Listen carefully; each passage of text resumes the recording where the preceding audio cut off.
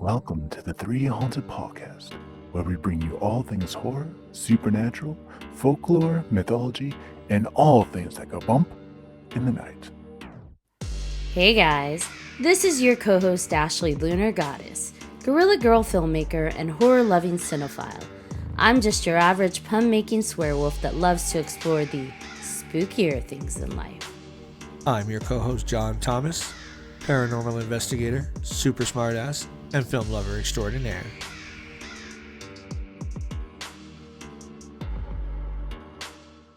What's up, ghouls, gals, and all my paranormal pals? In today's episode, we will be talking with Eleanor Wagner, also known as the Haunted Lady. Eleanor is an author, fellow podcaster, and founder of the Lady Ghostbusters. But first, a word from our network sponsor. Are you looking for more awesome podcasts? Head on over to withoutyourhead.com for access to the Without Your Head podcast network, where you'll find a variety of podcasts sure to keep you entertained and coming back for more. There we go. Woo! Now we got it. Okay. It's okay. It happens. It's been a long week. Trust me, I know. I know. All right, Jonathan. Bring us back. All right. Welcome back, everybody. And welcome to the show. Eleanor, it's so good to have you on here. It's so great to be here. Thanks for having me. Thank you. Thank you. Yeah, I'm constantly pleasantly surprised by the reach of the interwebs. So stumbling across you on one of the Be a Guest, I think it was, Facebook groups, it was awesome. And you've got a lot of books out, right? You not only write paranormal books, but you write across multiple genres, correct? I do. My first book was actually a psychological thriller, and I was in the midst of writing the second one when I took a tangent and went to True Account Hauntings, and I haven't stopped doing that since because everybody's receiving them so well. But I am still working on my psychological thriller. That's the second one, and I have a children's series coming out, hopefully by Christmas. That's really exciting. What made you decide to start writing like the True Account Paranormals? Okay, that's a long story. We're here for have been it. sensitive. I've been sensitive to spirits since I was a kid. I had a ghost in the home that I grew up in, and I had experiences, obviously, over the years. I always liked true ghost stories, but I love ghost stories in general. Always read anything that was haunting, and then would buy the latest true accounts in towns that I would visit around the country. So it dawned on me when I had a haunted gift shop in town where I live that people might be interested in hearing about the true account hauntings in our area. So I posted it on social media to see what kind of response I would get.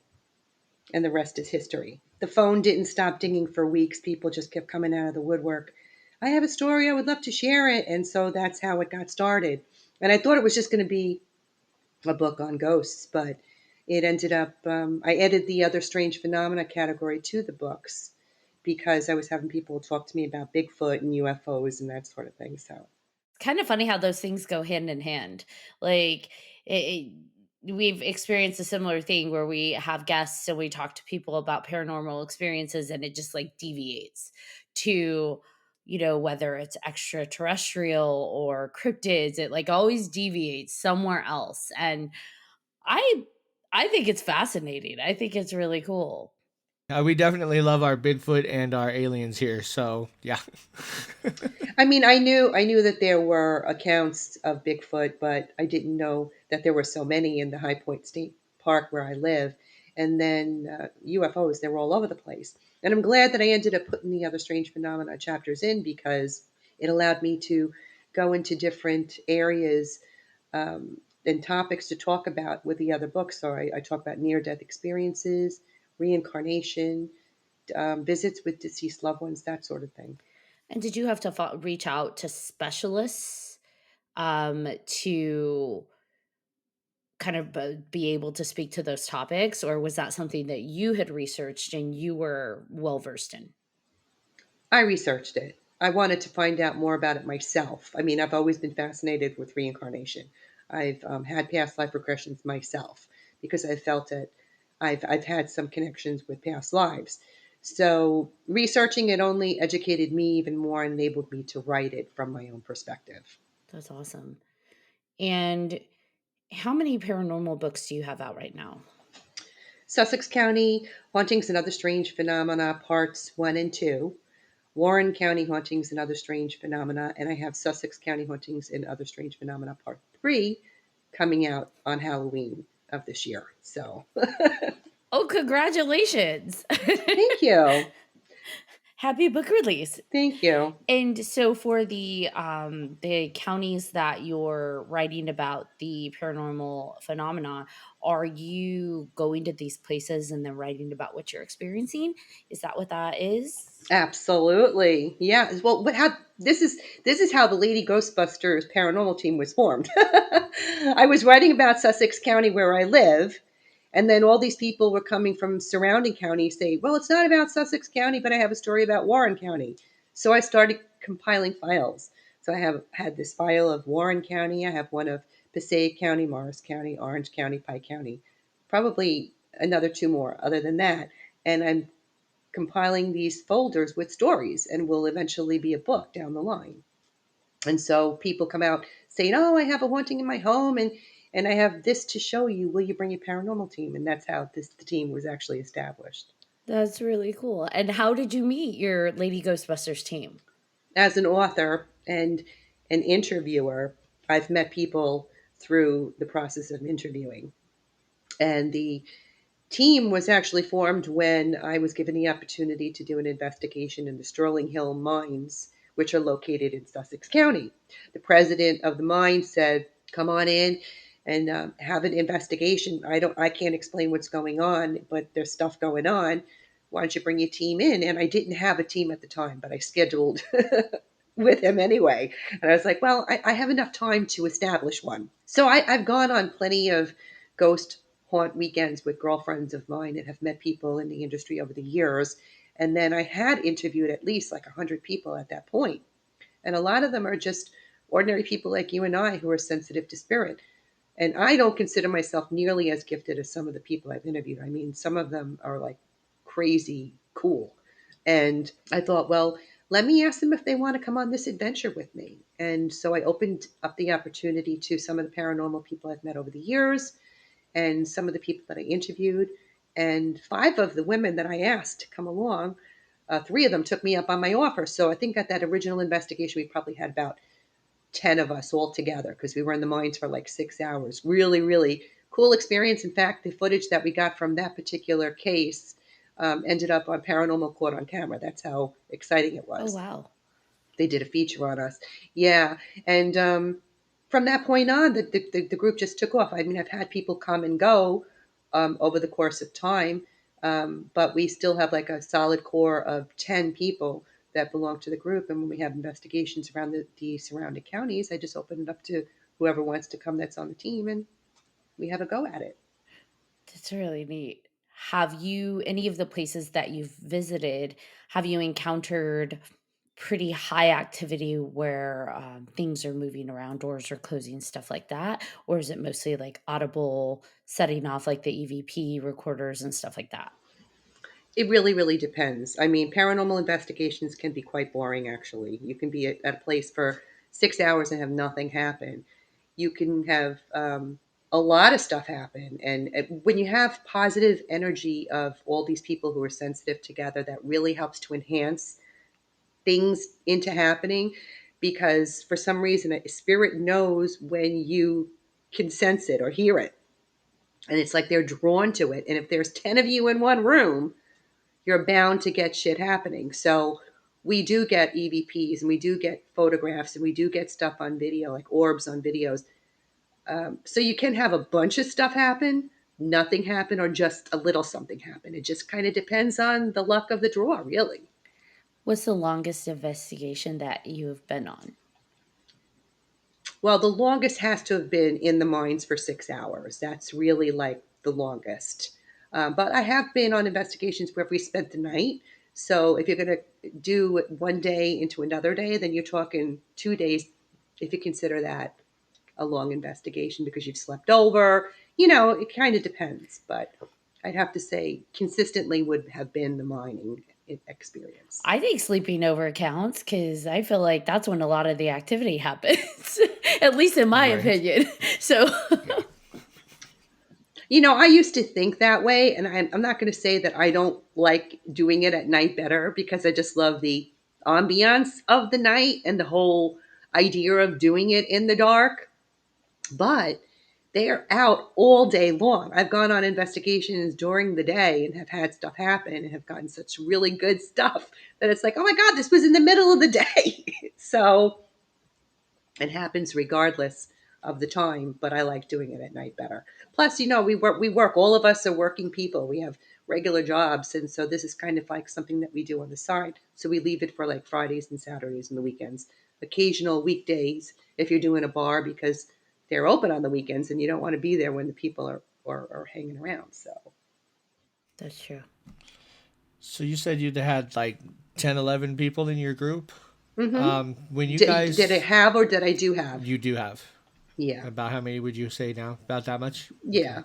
When you guys go to investigate, do you split up or do you bring a certain number of people? Because sometimes I feel having too many people kind of contaminates it a little bit. I mean, I know it definitely helps with the energy and bringing things up, especially if you're all positive. But I was just curious as to like you guys split up or. It honestly depends on the group that's together. I mean, we mesh so well. Nobody's loud or pushy. We all work together. We do scout out the place and spread out in the beginning, just to kind of get a feel for the mediums, to see if they can sense anything, that kind of thing. But in the end, we all end up together in one room when we're trying to connect to spirit. And I've never really had a problem of it interfering with being able to find out anything, really. Okay. Yeah, I came from a group that had like 12 or 13 people, and we went to Waverly Hills. And since it was so big, we split up into two groups and each took two different floors and then switched. And like you said, at the end of the night, ended up back together in one of the main spots and then did the rest of the event. Yeah. Sure, we've done that too, especially if you're in like a mansion that's got like 4 floors and there's so much room. We've absolutely done that. I can never understand when I see these investigations that they post online where they have like 100 people. I can never understand that. I don't think there's a place big enough to have 100 people, but to each his own. Whatever. Right. I've heard people go and stuff happens, but I don't know how good, in my opinion, it could be. I agree. I think it could be overloading too, right? For someone who's sensitive to I think energy, so. that's like a lot of different energies all kind of vibrating at the same time. So, really trying to, I guess, tune into the space that you're in and like the specific energies attached to that space can probably get a bit overwhelming if Sure. you have that many people. And don't forget the spirits, if this is happening day in and day out, they're like overwhelmed too. I love going into a place. I had a reader once say to me, I mean, this, as an author, you're going to get positive feedback and you're going to get negative feedback. And I had this one reader. I mean, she was like, the one comment was, I don't know any of these places. I don't recognize them. My reaction to that was, why do you have to know the place every time you go into it? Does it have to be like this most famous haunted place that you're going to go visit? Why can't it just be the person's house next door that's having shit thrown around all over the house and they're scared and they need help? To me, those tend to be the more active buildings because they don't have anybody coming in to find out what's going on. So usually you're the first ones in there to say, hi, you know, we're here to acknowledge you and see what it is that you're trying to tell the people that are in your place now. And we had an investigation once that we went on. It's a family residence now. It was a couple with their 2 children, and they were having a lot of stuff going on. And the husband was really scared because he was having dreams. The wife just kept having stuff moved on the kitchen, stuff breaking in the kitchen, and all that kind of stuff. We go in, and when we finally connected with spirit, we found out that the house itself had once been a tavern back in like the 1800s. And the spirit didn't like the fact that the woman was messing around in his kitchen, because he never had a woman in the kitchen. It was his kitchen. And he didn't like the fact that there were children in his bar, because children don't hang out in bars. So we had to explain to him that his house was no longer, I mean, his building was no longer a bar, that his house was now a house. A family lived there, and that they were taking care of his building and making it beautiful as it once was. And if they weren't there, the house was going to fall apart. So, would he please cooperate with them if she made it a point of acknowledging him and including him? Oh, okay. I mean, I'm making it in layman's terms, but just to give you an idea of this is how he reacted. He even said that there was something upstairs in the attic that he wanted her to put in the kitchen. And when we went up in the attic, he ended up finding like these old, um, they were like medicinal type bottles. I'm not exactly sure what they were, but he wanted her to take them down and put them in the kitchen. And she said, okay, I'll put them in the kitchen. And we found out his name. His name was Hoyt. I can't remember what his first name, but the last name was Hoyt. We actually went to the cemetery down the road and found his grave, which was kind of cool to connect the name to the building and all that and then find out who it was. But when I checked back with her, several months later just to make sure everything was fine. And she said, yeah, everything's been good. So the fact that he realized that they were in his space and why, because he was dead, and explaining to him that they were beautifying his building and loved it just as much as he did, but they were including him also, fixed the situation. In addition, he didn't want to move into the light. We always try and move them into the light if we can. But if they don't want to go, you got to try and get everybody on the same page. And so I really felt like after we left that particular spot, we had done the best that we could to make everybody happy. I love that you followed up with her to see how things were going because I feel like, when we read about things or we watch things on TV, we don't really get the, hey, how are things going months after the investigation. So I love that there was the Yeah. thoughtfulness on, hey, is everything good? Sometimes people get traumatized by this. I mean, sometimes people are caught totally unawares because they've never believed in this stuff before. And now they've moved into a building where all this stuff is happening. And they're really frightened by it. So you want to try and help them as much as you can and say, yeah, it is real, and but we'll try and do what we can to help you. And it makes me happy to find out that we've made another believer out of somebody. But you feel bad about the situation that they're in, and it's good when you're able to help them and like I said, get everybody on the same page. It is real is not Ashley's favorite sentence. Ashley doesn't like to hear it is real. Well, my experience when I was a kid, when I had that ghost that I lived with in the house, I was like, I think 7 when I first saw him. I was terrified. I was so frightened, and I didn't have parents. I don't think my parents believed or disbelieved. They were old Europeans, and they'd never experienced anything like that. And to my mom, it was like, oh, you're just dreaming, and I wasn't dreaming. Then I used to have premonitions when I was a kid too. And she used to say, oh, it was just a dream. And then one time I had a really scary premonition. She told me it was a nightmare. And then it ended up coming true. And that was even scarier. So here I was, this young kid, blaming myself for what happened.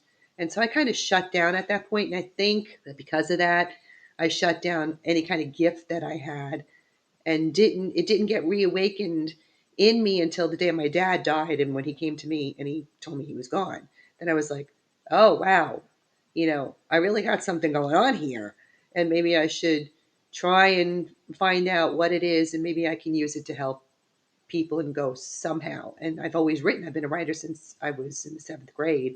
So I thought, well, maybe I can do it with my writing. And one thing just led to another. And it I fell into my niche, I guess I could say. But where I was going with this is that I was afraid of that ghost because I didn't know or understand it until I was older. And I realized that he knew I could see him and was just trying to get my attention. And I wasn't listening. And if I could actually go back to that house now and say to him, I'm sorry, I didn't listen, I would, but I can't. So that's the sad part of it. But I can acknowledge other spirit and tell them that I'm there to help them if they want me to. And so I guess I'm kind of making up for that earlier transgression, so to speak. Do you still, now that you have embraced your gifts, do you still have the ability to perceive premonitions and receive those and experience that, or is that part No, gone? no. Other than like traditional deja vu, I've not been able to, which is really sad. I mean, it really is sad, but it's okay because I really feel like I have found my place in the world of paranormal and where I need to be. And I feel like I'm doing what I'm meant to do. So it is sad that I haven't been able to reconnect with that ability, but it is what it is. I always felt like with gifts that are on the more unexplainable spectrum, non-traditional spectrum, we have them as we need them. And just like we're not the same person as we were 5 years ago or 10 years ago, I feel like our gifts probably don't stay the same. Like some of them are consistent, but even those evolve and grow and go dormant and activate as we need them. And so maybe that was just one that was there for you at that moment in time. Absolutely. I totally agree with you. I feel like when something is meant to happen, it will happen. And I feel like even all these years have gone by. I mean, when my dad came to me, I was 30 at the time. So I'm over 50 now. And it took me that long from that day with my dad. And I've had many experiences since then. But it was that awakening that said, okay, now you really got to learn. Because it's like dad was telling me almost. He was telling me, but he didn't tell me. You know what I mean? And so from that point on, I just kept learning and reading everything I could get my hands on it, on the subject. And I really didn't know where I was going with it. I just knew I wanted to learn more. And then, like I said, I've been writing since the seventh grade. I didn't publish my first book until 2015, which is the strangest thing because I was a mom. I raised my girls when they were finally up and out of the house and I had my time. That's when I published my first book. And it just took off from there. Like I wrote the first book and then Sussex County Hauntings happened. And it hasn't stopped since. I haven't stopped since. It's just led from one thing to another. So everything has its place and time. And if it meant for me to be 50 before I was going to have my time, then so be it. I'm jumping in head first. Yeah, and I feel like a lot of people they do ignore or reject what their instinct is telling them is like that next step or that path or that one. I think we have a lot of doorways, but that one doorway that's really just that's going to be good for that vibe and that journey for us. And I do believe that when people just say, "Okay, screw it," I'm embracing it. It's scary. It's unnerving and I have no idea what I'm doing, but I'm going for it. And we actually like open that door and listen to that instinct. I feel like that's when all the synchronicities start to fall in place. Things that it's like, I Yeah. have And I'm no still idea. scared. Yeah. It's always I'm scary. still scared. Like I'm not so scared going into. You have to remember, I'm the author, so Mhm. these people have reached out to me and they've shared with me their account, so I'm privy to everything going on before we get in there. I don't tell anybody on the team what's going on because they want to figure it out themselves, so we can corroborate what I already know. So I'm privy to all this stuff beforehand, and I know if something's going to be scary before I go in, and sometimes I'm afraid going in and I'm not as experienced as some of the people on my team or some of them have like 30 or 40 years experience. So I kind of like let them run the show. Like you lead me because I don't feel comfortable enough doing it myself. So, but the thing of it is that, everybody on the team knows that I'm the writer and they know that we're going in there and I'm going to end up ultimately writing a chapter about whatever it is that we unfold. But like I said, they don't want to know what's going on because they want to figure it out themselves. And I love that too, because for me, when we go into something and they figure out something that I already know is happening, for me, that's like, whoa, they figured it out. It's not like ESP. It's not like I sent them the message in my brain. They actually saw it happen. We went on an investigation one at this Elks Lodge. And I knew about everything that was going on. I knew specific things that had happened. And I had actually she's been with my team now almost a year, but she was one of the newer members at the time. And she wasn't as confident in herself either. Like she had had experiences her entire life, but she had never really gone on a team effort. She'd done things on her own. And this is the first experience she had working with a team. But we clicked and I really liked her. And I said, why don't you come? And she was like, I'd like that. So she did. And we went into this Elks Club and she started picking up on stuff. And she was blowing everybody else away out of the water. And she was like, I don't know if I should even say this. I said, you got to say whatever comes to your mind, because as silly as it sounds, it's going to make sense. I promise you. And she hit on so much stuff that it corroborated the stories that the members of the Elks Lodge were already experiencing.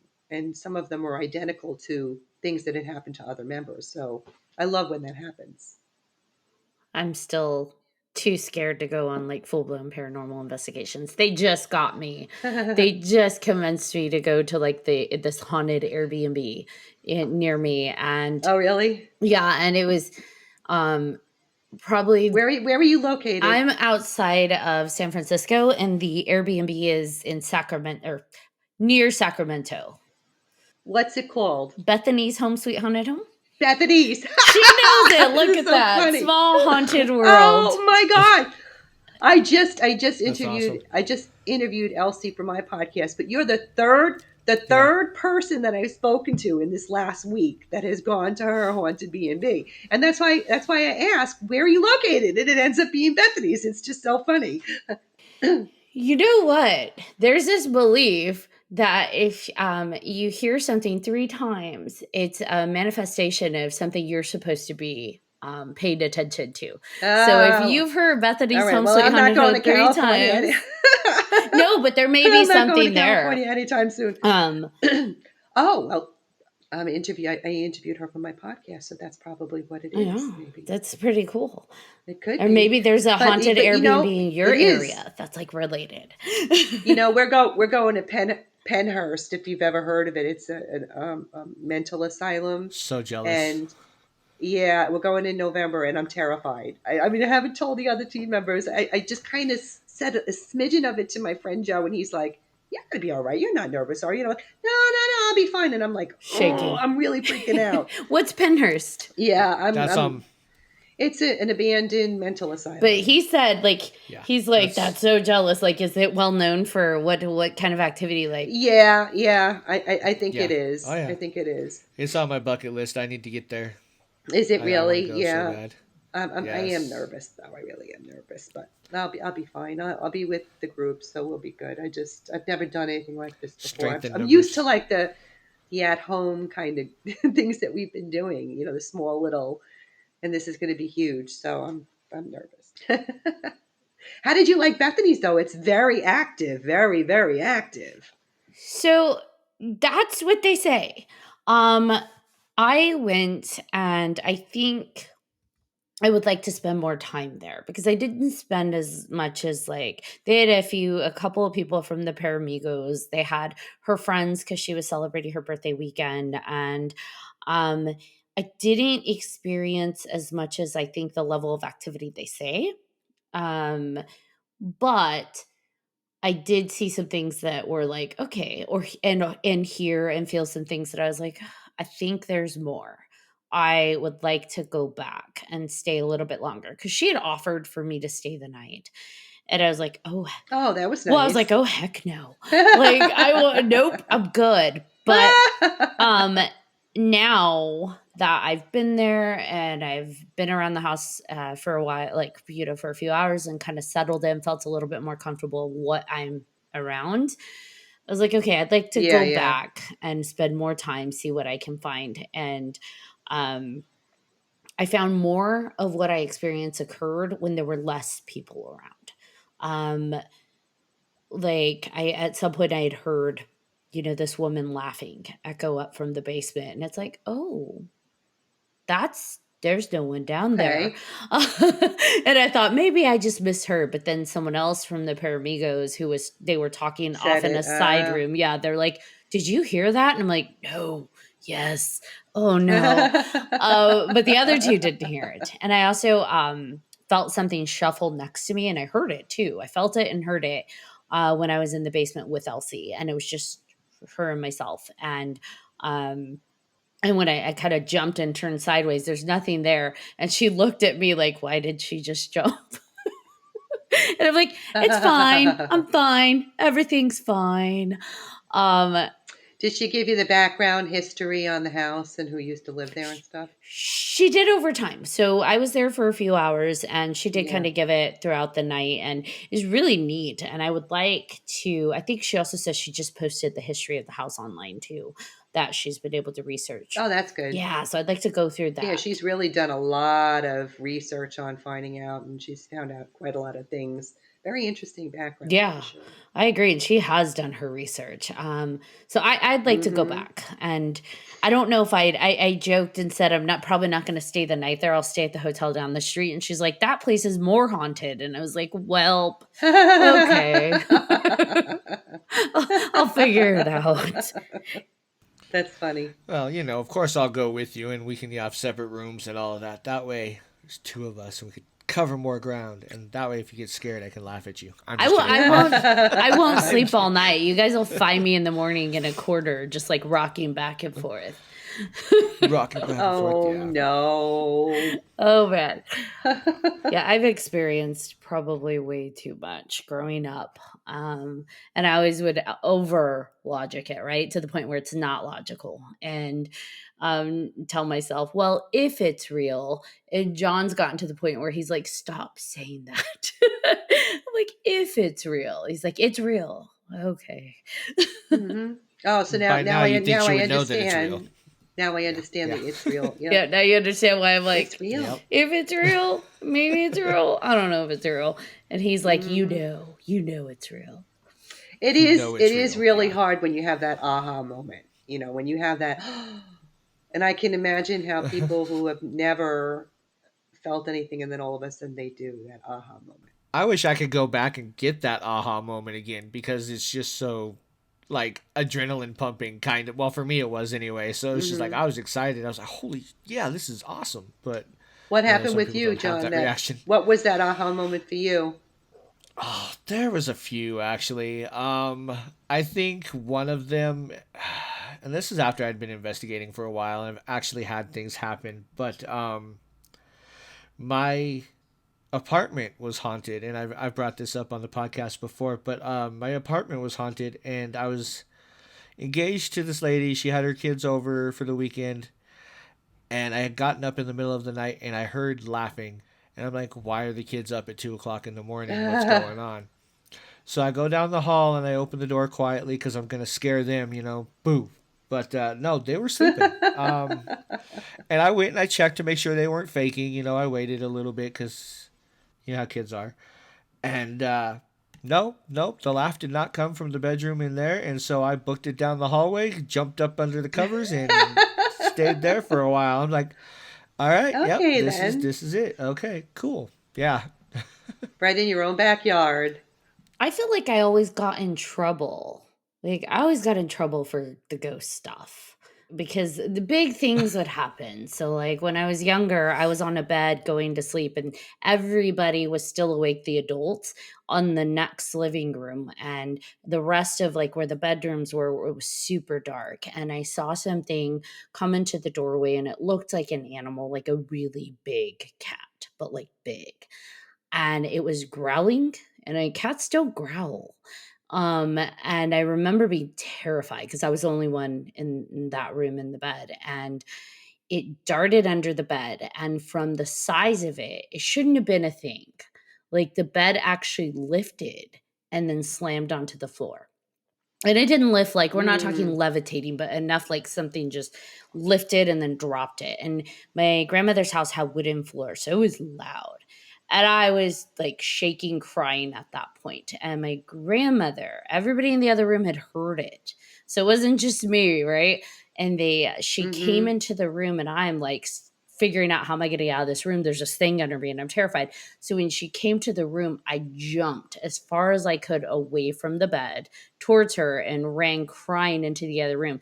And she's yelling at me because she's like, I told you not to jump on the bed, and you're jumping on the bed, and I heard you. And I'm like, oh, I wasn't jumping on the bed. But I'm jumping off the bed. And it was terrifying. But then I'm in trouble because she thought I was jumping on the bed. And then Jumping on the bed. You think the house had a portal in it? I have no Because idea. it sounds like that was an elemental of some sort Yeah. coming in. I don't know what it was. And originally I thought it was she had like 7 or 8 cats. And I thought it was one of her cats. And I'm like, the cat's gonna eat me, until it ran under the bed and the bed like lifted and dropped. And it was just like, that's not a cat. Cats can't do that. Because this is a big Did a lot of bed. stuff like that happen in her house when you were a kid? In that Yeah, house? I was terrified of yeah, her maybe house there for was a such a long portal. time because Huh. same house, like I had been in my mom's room at the time, same room, and there was where you could see, it was like a little hallway. You could see the kind of the hallway that goes right directly into the living room. So it's like a baby hallway basically, but you can see the entrance Mm-hmm. into the living room. And I was sitting in daylight, sitting on my mom's bed, just hanging out. And my grandmother, she had this big bookcase with a bunch of like tchotchkes on it, just little, like all the tchotchkes. Mm-hmm. And I remember like I heard it like almost like shift hit the wall. And I'm like, oh, that's weird. But I don't see what's in there. So I'm just assuming someone's messing with it. And then next thing I know, it all comes crashing down. Like I saw it fall. Oh, And wow. I ran in there. You got blamed for everything breaking. Yeah, I You run got in trouble there for it, because right? I'm thinking that like maybe my brother's in there and it fell over on him. I don't know. I run in there, no one's in there. My grandma comes in from the opposite side. Of course. And she's like, Oh I my told you God. not to mess with that. And I'm like, I didn't do it. And so she didn't believe me and I got in trouble. Stuff like that happened. And a lot of like random just things like that, constant activity where I was terrified of her house. And like even now as an adult, there's 2 houses that if I have nightmares about, like a place, it's those 2 houses. And I'm always like in my dream, because I can lucid dream. In my dreams, I have to like pull myself out enough to be like, this isn't real. You don't live there anymore, because I'm just so terrified of those spaces. Hmm. I would just love to go back to that place and find out if the people that are in the house now are experiencing something. That'd be interesting. Because I find it fascinating when I do connect one haunting to another, and it's like they're all happening in this one place, and sometimes they're similar, sometimes they're not. It's the strangest thing, but it's cool when other people are going in and having experiences and they're not even related to you in one way, shape, or another. You know. The second house that I'm terrified of, I actually just had a dream about it. Like, I think last night or the night before. And I'm like, oh no, not again. But that house, my mom, we had like, it was sold and it had been years after we had moved out of it. The owner of the house contacted my mom and asked if we had experienced anything.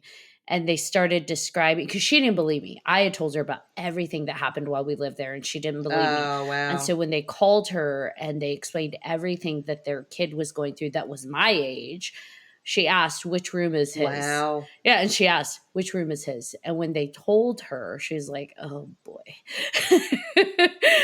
Did she come back to you, your mom, then at that point and say, I'm sorry, Ashley, I didn't believe you? Yeah, she actually called me and said, you're a ghost magnet. And I was like, so you believe me now? Every house that I've told you? Because it wasn't every house or every space that we lived in that I had activity experience. Sure, but it was ones that you were experiencing stuff in and you were able to say it. Mm-hmm. Yeah. And she, at that point, she did tell me, I believe you.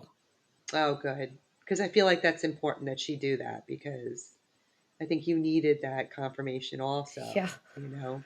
Yeah, and it's hard when you don't, like, nobody you've been believes feeling you. this your entire life and nobody believes you. Exactly. It's like, Exactly. I'm just going to stop telling people because nobody believes you. And part of me didn't want, like, my grandmother to believe me because I didn't want her to blame me. Like, I didn't do it, but I didn't want her to believe me because she